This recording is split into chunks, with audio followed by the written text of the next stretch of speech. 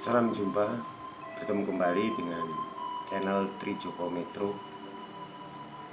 Teman-teman, kita akan menelusuri sejarah dunia yang terkenal yang terjadi di Jepang sekitar tahun 1945. Sejarah tersebut yaitu bom atom di Hiroshima dan Nagasaki di Jepang. Saya yakin teman-teman semua pasti sudah pernah mendengar tentang tragedi sejarah tersebut. Tetapi saya punya dua pertanyaan. Yang pertama, kenapa harus dua bom atom yang jatuh di Jepang dan jatuh pada 2 hari yang berbeda? Pertanyaan yang kedua, apa dampaknya bagi dunia dengan jatuhnya 2 bom atom tersebut? Teman-teman, dalam penelusuran tragedi sejarah tersebut, saya akan menggunakan kalender 5000 atau Jawa yang saya miliki. Kenapa?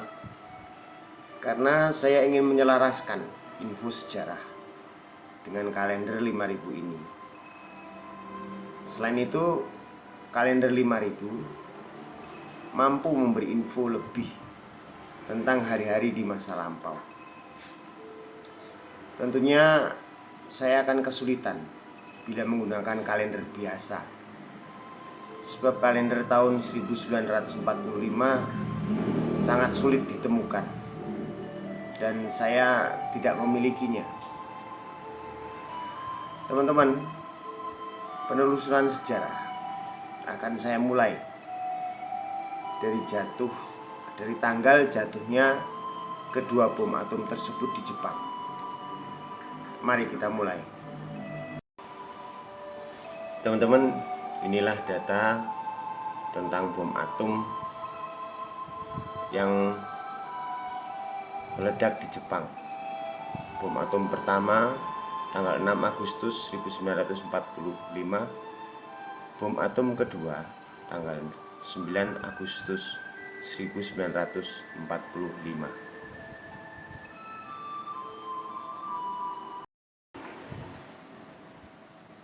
Bom atom pertama itu jatuh pada tanggal 6 Agustus 1945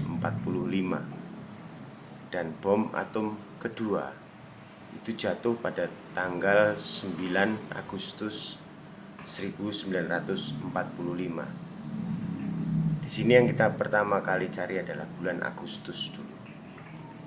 Bulan Agustus, bulan 8.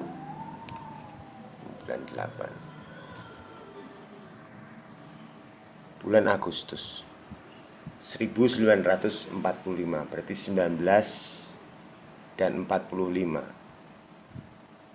Nah, ini 45 pas. 1945. Tanggal 6 Agustus.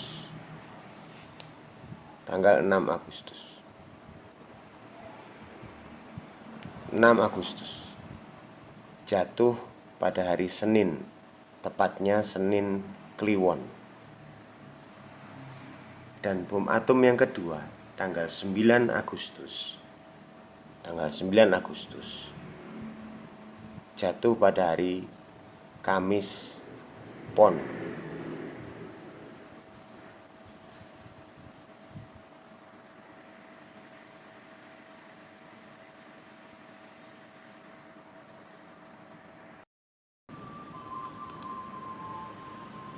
Jatuhnya bom atom pertama di Hiroshima tanggal 6 Agustus 1945. Tadi bersama dari kalender kita sudah mencari tahu bahwa 6 Agustus 1945 itu jatuh pada hari Senin Kliwon.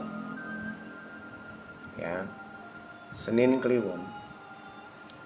Dalam kalender 5000, Senin mempunyai nilai 4, Kliwon mempunyai nilai 8.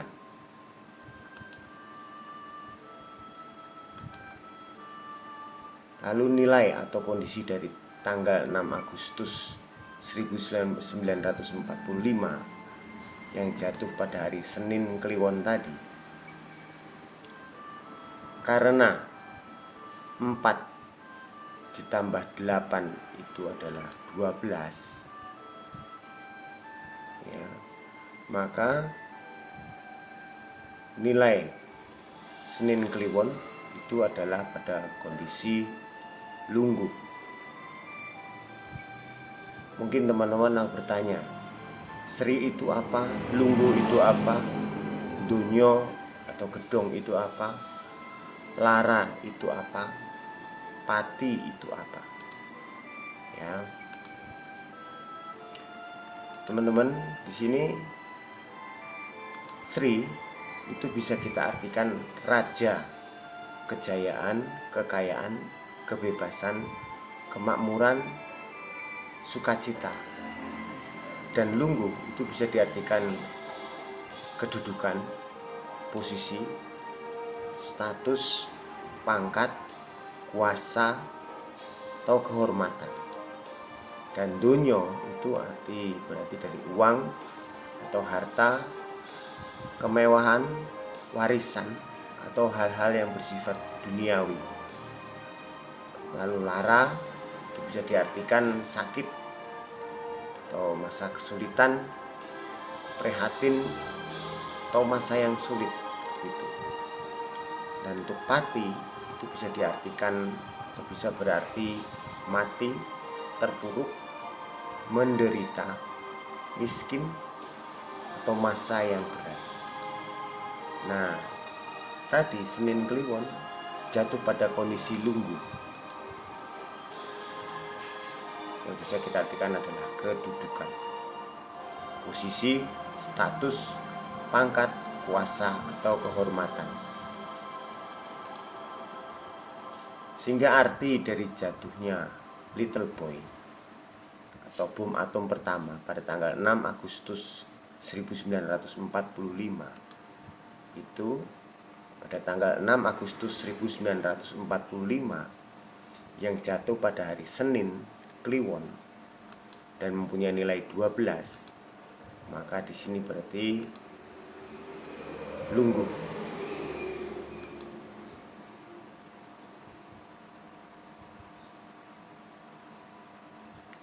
Lalu sekarang kita mencari tahu tentang jatuhnya bom atom yang kedua. Bom atom kedua jatuh di Nagasaki pada tanggal 9 Agustus 1945. Ya. Bersama tadi dari kalender kita cari bahwa 9 Agustus 1945 itu jatuh pada hari Kamis Pon. Dan Kamis mempunyai nilai 8 dan Pon mempunyai nilai 7. Nilai atau kondisi dari 9 Agustus 1945 yang jatuh pada hari Kamis Pon tadi, karena Kamis bernilai 8 dan Pon bernilai 7, bila dijumlahkan adalah 15, maka kondisi pada Kamis Pon jatuh pada kondisi pati.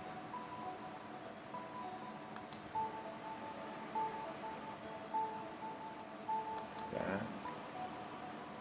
seperti tadi yang saya jelaskan bahwa Sri, lungguh, dunyo, pati itu adalah kondisi-kondisi yang ada.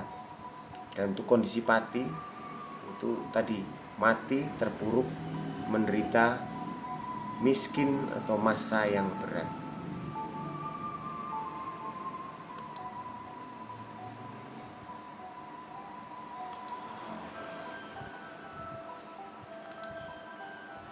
Sehingga arti dari jatuhnya Fat Man atau bom atom yang kedua pada tanggal 9 Agustus 1945 yaitu hari nasionalnya hari Kamis, hari Jawanya Pon. Ya, dengan jumlah nilai adalah 15. Maka 9 Agustus 1945 jatuh pada kondisi pati, yang berarti mati, terpuruk, menderita, miskin, atau masa yang berat.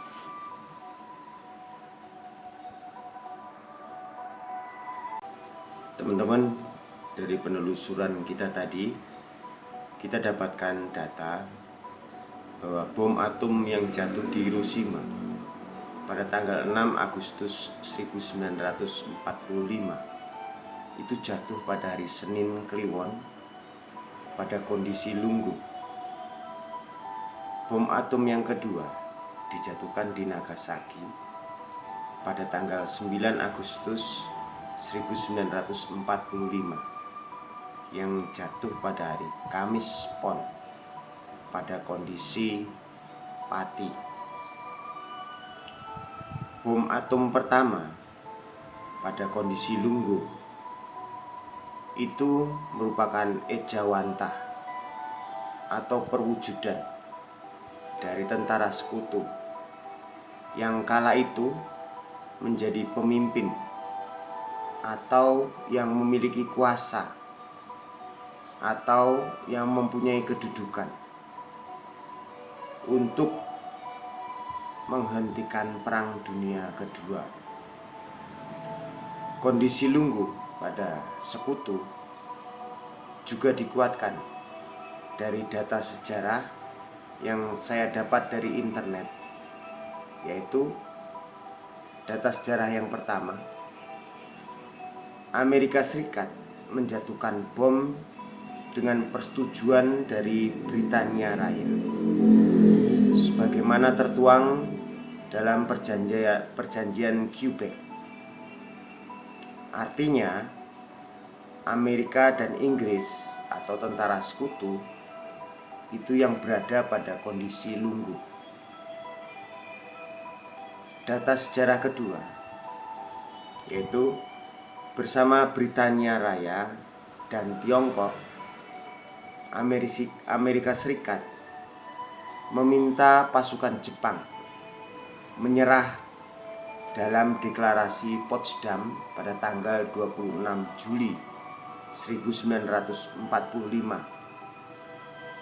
jatuh pada Kamis Wage. Dari dua data sejarah ini, kalender 5000 mengatakan kondisi lungguh ditujukan untuk sekutu, karena sekutu merasa menjadi pemimpin atau yang memiliki kuasa atau yang mempunyai kedudukan untuk menghentikan Perang Dunia Kedua. Namun Jepang tidak pernah menghiraukan ultimatum sekutu, kendati bom atom pertama sudah jatuh di Hiroshima. Dari catatan sejarah, ultimatum sekutu sangat serius tertuang dalam deklarasi Potsdam. Jepang menyerah atau menghadapi kehancuran cepat dan besar. Begitu sebagian isi dari Potsdam. Presiden Amerika Serikat Harry S. Truman meminta Jepang menyerah dalam 16 jam dan memberi peringatan akan ada hujan reruntuhan dari udara yang belum pernah terjadi sebelumnya di muka bumi. Jepang tetap menganggap sepi ultimatum tersebut. 3 hari kemudian, tepatnya pada tanggal 9 Agustus 1945, jatuh pada hari Kamis Pon dalam kondisi pati. Amerika Serikat menjatuhkan bom plutonium Fat Man di Nagasaki. Dalam kurun 2-4 bulan pertama setelah pengeboman, itu menewaskan 90.000 sampai dengan 146.000 orang di Hiroshima dan 39.000 sampai 80.000 di Nagasaki. Separuh korban di setiap kota itu tewas pada hari pertama, dan pada bulan-bulan berikutnya banyak orang yang tewas karena efek luka bakar, radiasi, cedera lain yang disertai sakit, dan kekurangan gizi. Hal ini sangat cocok dengan kondisi Pati, teman-teman. Sehingga pada tanggal 15 Agustus 1945 jatuh pada hari Rabu Wage, Jepang menyatakan menyerah kepada sekutu. Tanggal 2 September 1945 jatuh pada hari Minggu Pahing, Jepang menandatangani penyerahan diri yang otomatis mengakhiri Perang Dunia Kedua. Teman-teman, terjawab sudah dua pertanyaan saya di awal tadi, yaitu yang pertama, kenapa harus 2 bom atom yang jatuh di Jepang dan dijatuhkan pada hari yang berbeda? Dari pembahasan kita tadi terjawab pertanyaan pertama. Saya berpendapat bahwa bila hanya little boy yang jatuh di Jepang, Jepang belum tentu mau menyerah. Sebab ultimatum dari Presiden Amerika Serikat Harry S. Truman yang meminta Jepang menyerah dalam 16 jam setelah bom atom pertama tetap dianggap sepi. Namun setelah Fat Man meledak di atas Nagasaki di tanggal 9 Agustus 1945, kondisi Pati terjadi. Walau ratusan ribu nyawa untuk membayar kekerasan hati, dibayar lunas untuk melunakkan hati, dan Jepang mengibarkan bendera putih. Lalu pertanyaan kedua, apa dampaknya bagi dunia dengan jatuhnya 2 bom atom tersebut? Dampak di sini kita lihat dari kacamata sosial keamanan dunia, yaitu berhentinya Perang Dunia Kedua. Hal ini berdampak besar bagi NKRI, karena setelah itu di NKRI ada kekosongan penguasa. Bisa dibayangkan bila Jepang belum menyerah, apa kita akan proklamasi di tanggal 17 Agustus tahun 1945? Akankah? Mungkin kita berproklamasi di tanggal, bulan, tahun yang lain. Kita tidak tahu, teman. Inilah rahasia ilahi yang patut disyukuri. Secara religi, inilah jawaban doa-doa dari para pejuang RI dan semua rakyat NKRI agar menghentikan kekejaman Jepang. Terima kasih sudah menonton video ini hingga selesai. Semoga kita dapat lebih difahamkan bahwa di setiap kejadian, di setiap tanggal, di setiap hari selalu memiliki arti. Rahasia ilahi tidak akan pernah bisa kita tahu, namun bisa dan patut selalu kita syukuri.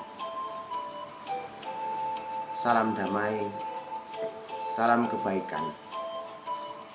Jaya NKRI. Amin.